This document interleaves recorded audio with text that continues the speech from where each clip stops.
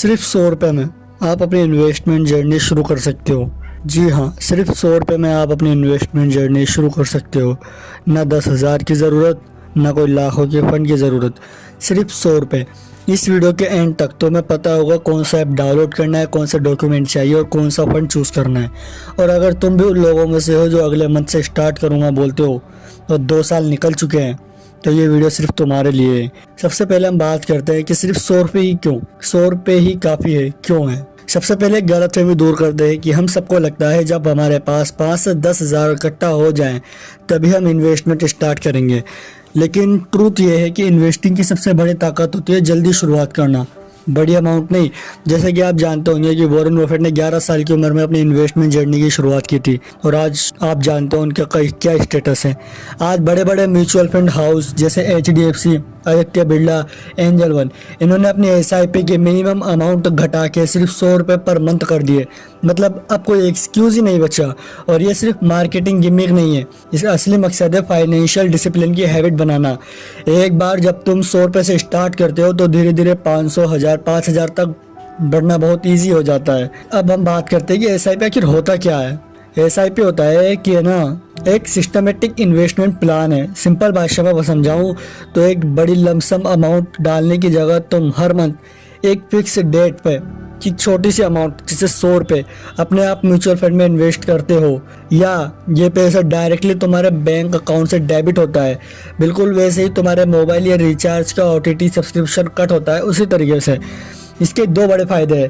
पहला होता है रुपी कॉस्ट एवरेजिंग। जब मार्केट ऊपर होता है तो तुम्हारे 100 से कम यूनिट मिलती है, जब मार्केट नीचे होता है तो उतने ही पैसों में ज़्यादा यूनिट मिलती है। लॉन्ग टर्म में ये एवरेज निकाल के तुम्हारा रिस्क कम कर देती है। दूसरा होता है कंपाउंडिंग का जुगाड़।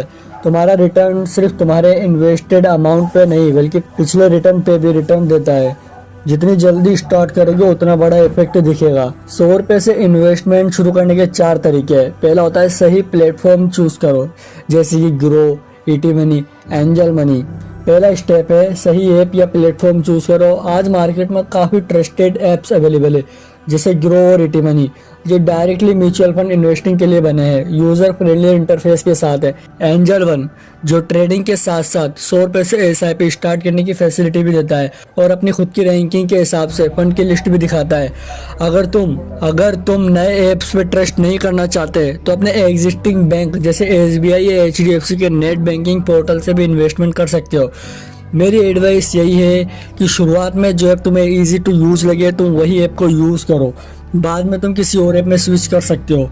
सेकंड स्टेप होती है KYC मतलब नो योर कस्टमर, यानी बिना KYC के कोई भी इन्वेस्टमेंट प्लेटफॉर्म आपको अकाउंट बनाने नहीं देगा। इसलिए इसके लिए आपको 3 चीज़ों की आवश्यकता होती है: पैन कार्ड, आधार कार्ड और बैंक की डिटेल। अच्छी बात यह KYC एक बार करने के बाद तुम्हें बार बार अलग अलग प्लेटफॉर्म पर दोबारा करने की ज़रूरत नहीं पड़ती। एक बार सेबी रजिस्टर इंटरमीडिएटली के थ्रू हो गई तो वह पूरे मार्केट में वैलिड होती है। पूरा प्रोसेस 10 से 15 मिनट में ऑनलाइन हो जाता है। KYC के बाद स्टेप आता है सही फंड चूज करना। तीसरा और सबसे बड़ा इंपॉर्टेंट स्टेप है फंड सिलेक्शन।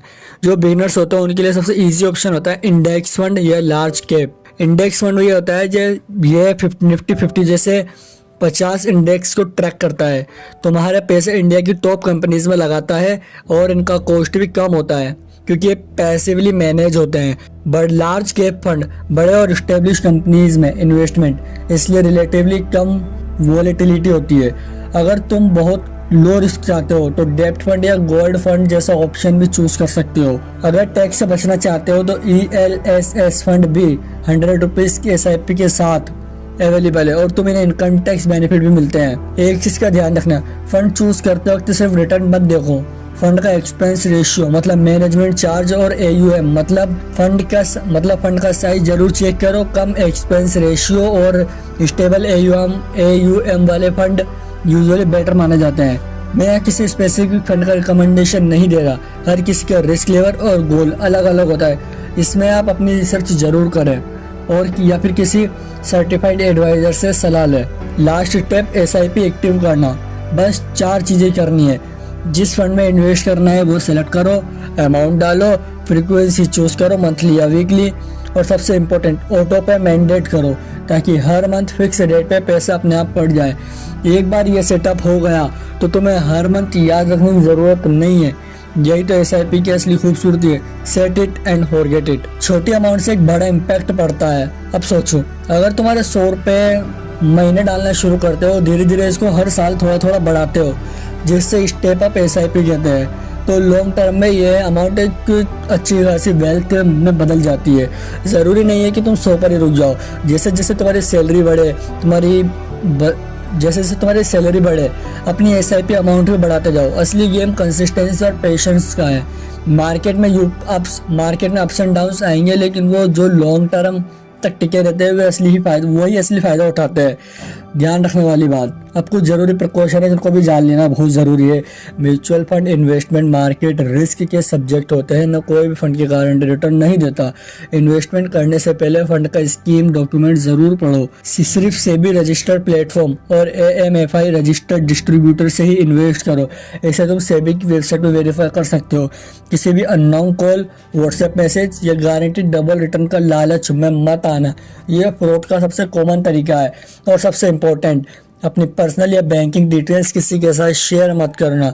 अगर आप लोग एंजल वन या ग्रुप अकाउंट बनाना चाहते हो तो मैं नीचे डिस्क्रिप्शन में लिंक दे दूंगा, उस पर जाके डाउनलोड करके KYC करके अकाउंट बना लेना। तो दोस्तों, अब तुम्हारे पास कोई एक्सक्यूज़ नहीं बचा।